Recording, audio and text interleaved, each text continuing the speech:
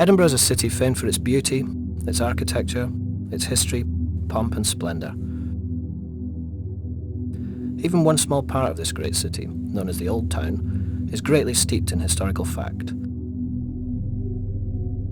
As with all cities, there are the souls and the spirits of the real folk of Edinburgh that built this city into the capital we see today. Their blood, their toil, and their humour live on within every brick and pillar. Edinburgh life was harsh, and when the law was passed that made it illegal to be homeless, the destitute were forced to move underground, into what became a warren of underground streets and cellars, cramping 15 or 20 to a room. No water, no light, no hygiene available. You took your life in your hands within these darkened passages. That's if you lived long enough from the conditions. Welcome to Nidwa's Wynd. This whole street dates back to the year 1785 when the South Bridge was built, and it was completed along with the South Bridge in 1788. There has been poltergeist activity reported within these vaults, still apparent today. During a private tour, a lady collapsed in hysterics and had to be taken to an awaiting ambulance. She could only describe it as if someone had an icy cold grip on her head and was trying to force her to the floor. Another attack that took place was on a tour where there were 4 women who didn't know each other. They were standing against the wall, and all at once they were thrown forward onto the floor. One woman hit her head on a protruding stone and again had to be rushed to hospital. Paranormal experiences are measured in levels, 1 being the lowest and 5 the highest. Within these vaults there have been paranormal occurrences that fall under all of the categories. This is known as a section of level 1. Level 1 should not interact with or harm you, but it's known as the stage as a senses attack. It includes strange sights, sounds and smells. Also level 2 in this area, known as a communication stage, when it's trying to make its presence known, includes the sounds like rappings and bangings on the walls, and this is where we start to see things, namely misty shapes or figures. The most common example of a figure I can give you in this street is called the Night Watchman, or the Watcher for short. It's been spotted in several of Edinburgh's underground streets, not just ours apparently. It's been spotted in this street so far about 248 times. Now another example of what I would call level 4 trickster stage in the vaults is what we think is a little boy. I've hardly ever seen the Watcher. The little boy, however, I have seen. I've seen him a couple of times, usually running like this, just behind the back of tour groups. He's also known as an imp because he is indeed a very small, scrawny, black-looking figure. We think it's a little boy because of what is in this next vault here. Let me show you.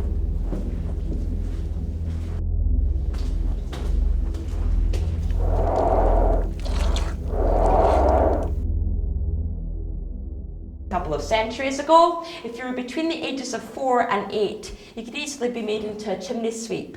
The problem with these old-fashioned chimneys is they narrow as you get nearer the top. A lot of little kids got stuck up there, but one way to solve this was always have a rope attached to your ankle. If you got stuck, they would just pull you out, dislocating and breaking most of your joints in the process, of course. Another option was too expensive to break down the chimney to save your life. Just leave them up there. Plenty more where they came from. Chimney sweeps are rather cheap sometimes. And also, if you just slipped up there and broke your neck and you weren't actually blocking off the chimney passage, the next chimney sweep after you was expected to clean around your dead, decaying corpse.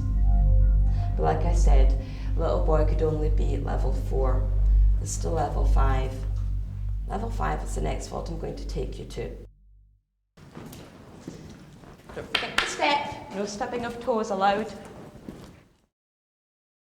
The vaults are even associated with the legendary William Burke and William Hare, sometimes known as grave robbers or resurrectionists. Incorrect, I'm afraid. They were in fact Edinburgh's most notorious serial killers. They would kill people, usually by a method called burking, in which William Burke would grab them from behind and shove both fingers up their nose, while William Hare would run in, jump on their chest and stay there until the poor soul had suffocated to death. But they would often get their would-be victims from some of the inns or taverns which were built into some of Edinburgh's vaults. And there were even more vaults in Infirmary Street, so called because it's where the first official Edinburgh infirmary was. These vaults were used as morgues, and that's where they'd have put most of the bodies. William Burke and William Hare were eventually caught by the police when one of the bodies was discovered by a bed in their guest house in the Grassmarket Street. Now, William Burke confessed nothing. He kept his mouth shut.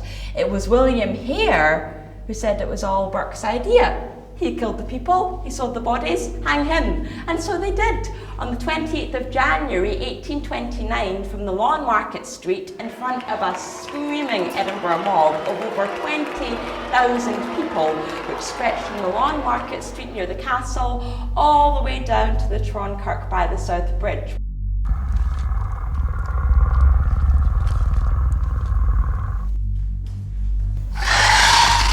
In 1824, Edinburgh, above ground, had its worst fire on record, historically known as the Great Fire of Edinburgh.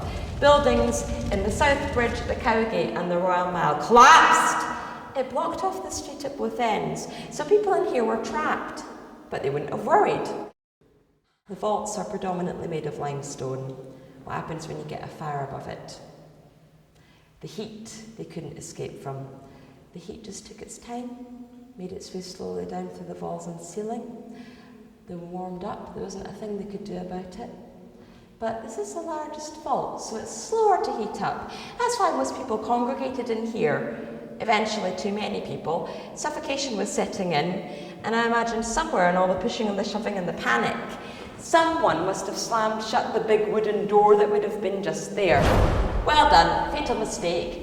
Stone conducts heat. Wood expands in it. When that door began to swell and it jammed, that was it. They were completely trapped in the pitch black. Edinburgh's ghosts are world renowned, but who is responsible for the haunting of Nidri's Wynd?